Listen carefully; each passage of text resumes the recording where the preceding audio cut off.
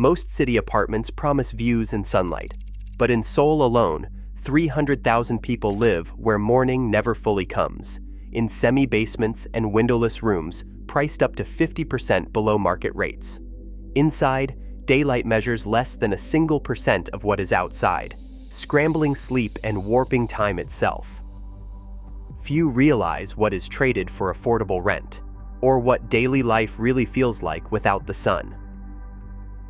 A phone alarm glows in the darkness, its screen the first sign of morning. The room is silent, except for the low hum of a dehumidifier and the distant sound of footsteps overhead.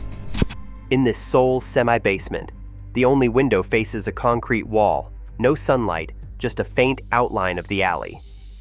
Rent here is less than half the city's average, a difference that draws thousands to these underground spaces. For the resident, a young delivery worker, the savings come with a daily trade. Waking up means reaching for a lamp, not pulling back a curtain.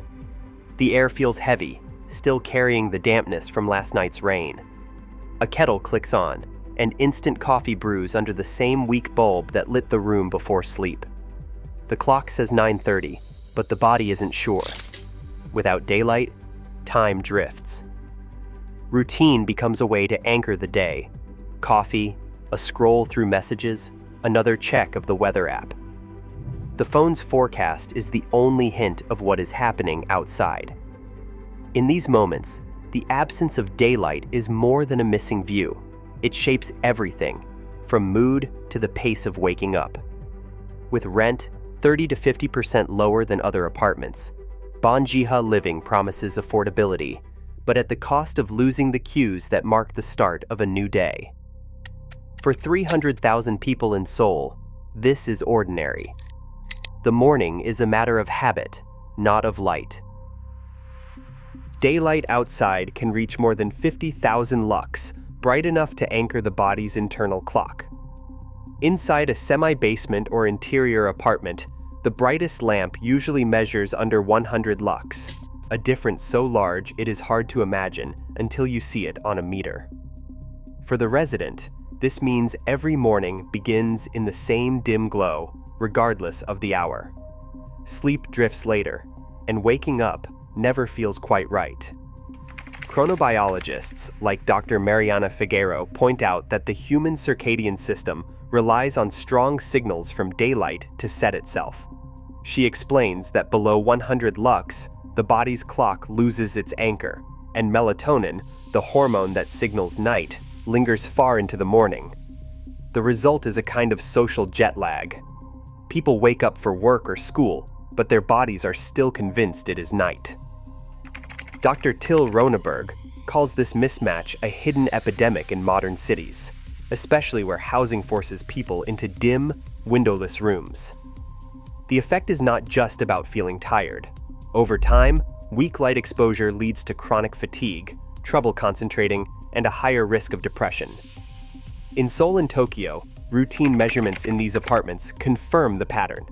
Even during the day, readings rarely climb above 70 lux. By comparison, stepping outside for just a few minutes delivers more than 100 times as much light. For those living in these spaces, the clock on the wall means little. The real clock, the one inside, keeps losing track of time. A narrow corridor stretches into the heart of a Tokyo apartment block, lined with doors that open onto rooms with no windows to the outside world, no daylight. Inside, a graduate student sits at a small table, the only light coming from a ceiling fixture and the constant glow of a laptop. Her rent is 65,000 yen a month, low for central Tokyo, but still a stretch on a student budget. The walls are close, painted a pale color meant to reflect whatever light is available, yet shadows gather in every corner. Morning and night blur together. She relies on her phone's clock and calendar reminders, not the sun, to keep track of classes and deadlines. Most days begin with the same routine. The blue light of her screen flickers on before breakfast. There is no way to tell if it is raining or clear outside until she checks a weather app. The AIR is heavy, and even with a small fan running, it feels as if the room never fully breathes. Sometimes she opens the door to the corridor just for a change in air, but it brings only more stale warmth from the building's interior. After a few hours, fatigue sets in. She describes feeling tired no matter how much she sleeps, her mind slow to focus. Video calls with friends are a lifeline, but the conversations often drift to how time slips away in these rooms. She jokes about living in a capsule, but the isolation is real. On weekends, she tries to study at a cafe just to see daylight. In the evenings, the only signals that the day has ended are the building's fluorescent hallway lights switching off and the hum of the city outside, muffled and distant. For many in Tokyo, this is the cost of a private space, a room where the day never truly starts or ends. A digital carbon dioxide meter sits on a shelf, its numbers quietly ticking upward through the night. In these enclosed rooms, air is not just stale, it is measurable. Without steady airflow, carbon dioxide levels climb quickly, often peaking above 1,000 parts per million by morning. The standard set by the American Society of Heating, Refrigerating, and Air Conditioning Engineers, the global authority on indoor air, draws a firm line. Anything above that threshold signals poor ventilation. In a semi-basement or an interior Tokyo unit, reaching 1,200 or even 1,500 parts per million is common after a night's sleep with the door closed. The air grows thick, heavy with each exhale, and the body responds with headaches, sluggishness, and a sense of fatigue that lingers long after waking. Humidity adds another layer of stress. Relative humidity in these apartments can hover above 60%, especially after showers or cooking, creating the perfect conditions for dampness and mold.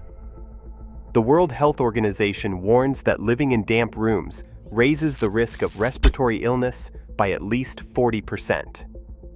Residents describe a faint, musty smell that never quite disappears, no matter how often they run the fan or open the door to the corridor. An engineer trained in ventilation systems explains that these numbers are not just statistics, they are signals of a room's invisible burden. Mechanical fans and dehumidifiers can help, but the underlying problem remains. Without windows or cross-ventilation, every breath recycles what was left behind. For tenants, the air itself becomes a hidden cost of affordable housing, shaping health in ways that are easy to overlook but impossible to ignore. In Austin, windowless bedrooms have become a common feature in new high-rise apartments, especially near the University District. For many renters, the calculation is simple. A room without a window can cost 10 to 20% less than one with daylight. Nearly half of the bedrooms in some buildings are interior spaces, sealed off from the outside world. A recent graduate describes her choice as a matter of survival. With rents rising across the city, she moved into an interior room to save enough to cover tuition and groceries. The absence of sunlight is managed with smart bulbs that mimic sunrise, blackout curtains to block hallway glare, and an air purifier running through the night. She scrolls through listings for brighter spaces, but the price difference is always too steep. For now, the trade-off is clear. Comfort is sacrificed for affordability, and the cycle continues as more people accept these compromises. In Seoul, the official classification of Banjiha as storage rather than residential housing has allowed these units, lacking natural light, to avoid strict safety and habitability checks for decades. City records show that even after safety laws were updated in 1988, tens of thousands of semi-basements remained legal through this loophole. In Tokyo, a different rule keeps old interior apartments in use. Buildings constructed before 1981 are grandfathered in, exempt from modern light and ventilation standards. These codes, meant to protect, instead permit rooms with no windows and little airflow to be rented out as living spaces. The consequences became undeniable during the August 2022 floods in Seoul. Water rushed into semi-basements at street level, trapping residents with no safe exit. Out of 46 deaths citywide, at least 14 occurred in these windowless units. A Seoul housing official, speaking after the disaster, admitted that as long as Banjiha remain classified as storage, real oversight is impossible. The system itself keeps these hidden apartments in the shadows, with tragic results.